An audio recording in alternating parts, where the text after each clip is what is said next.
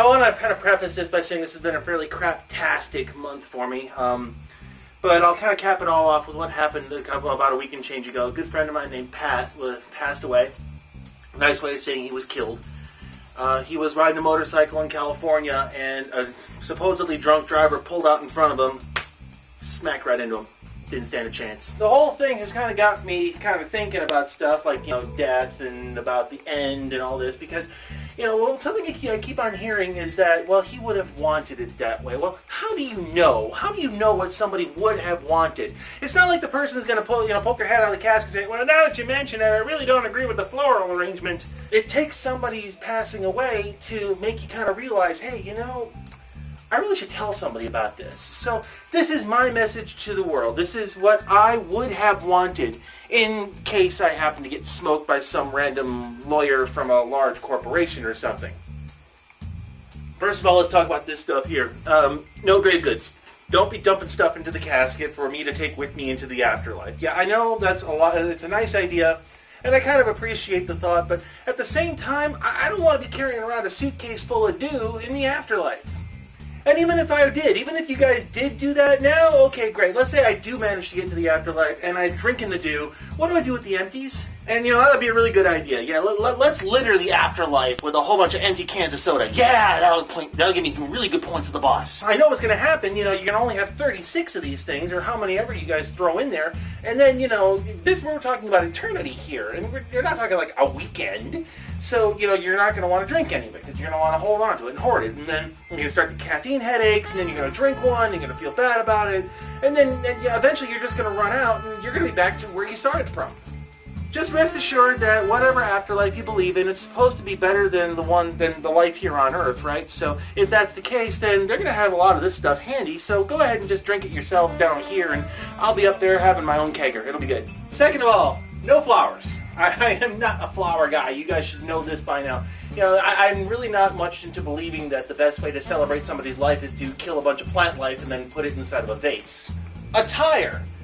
This is not to be a suit and tie affair. Yeah, I know people like to dress up for it to give it some sort of a sense of occasion, but let's avoid that, because I'm not much of a suit and tie guy. You guys should know this too. When was the last time you saw me wearing a tie for any reason at all? Okay, I'll give you the funeral I was at this weekend. Fine, I'll give you that one.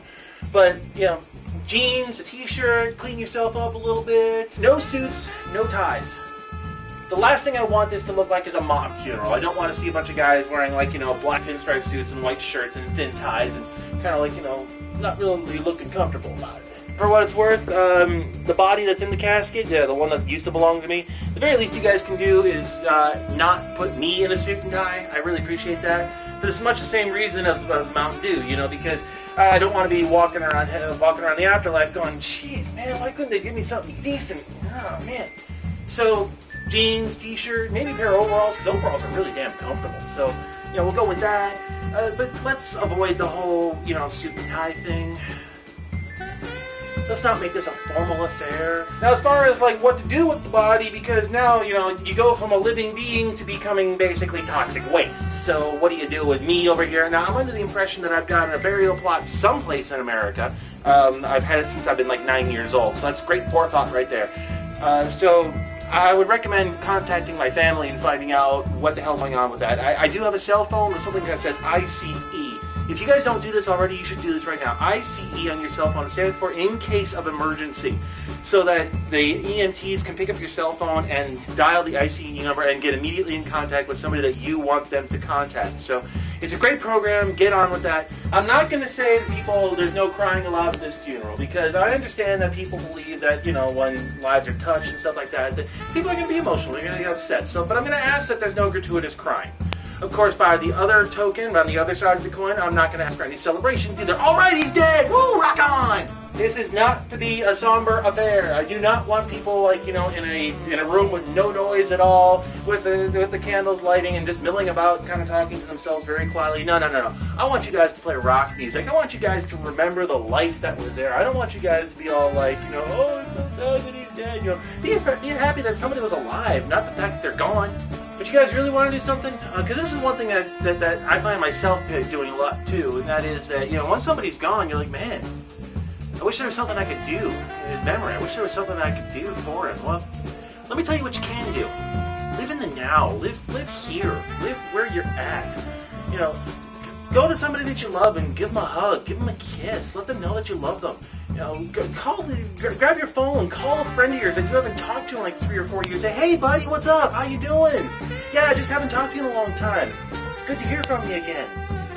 Get in touch with somebody that you had a fight with like 6 or 7 years ago and say, dude, I was an asshat. I'm sorry. Let's make bygones be bygones. Let's move on from here because life is too short, man. We shouldn't hold this grudge. Live now. Don't just live for the future. Don't just be all sad when somebody's gone. Let them know that you appreciate them now. But most of all, leave your own legacy.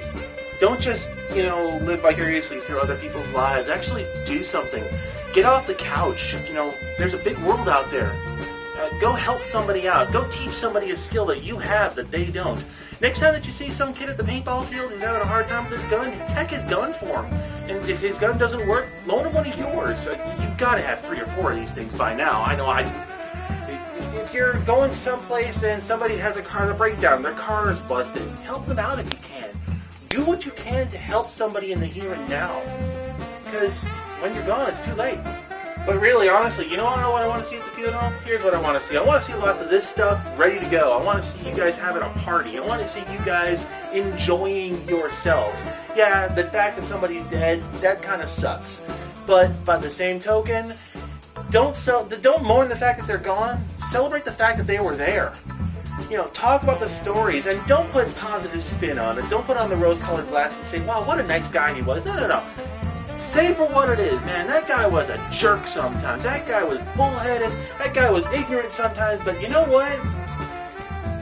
He was trying to make things better. But most of all, what I want to see you guys doing is I want to see you guys having a good time. And I want to hear a lot of toasts. And let me kind of give you a toast that was given to me by a dear friend of mine. A little bit of a permutation of it because I don't remember the exact one. But it goes a little something like this. Here's to you, here's to me. May we never disagree, and if eye to eye we should not see, then up yours, here's to me. Ugh! Wow. I thought shotgunning this stuff was bad. Ugh. And Pat, we miss you, we love you. I'll see you on the other side, bro.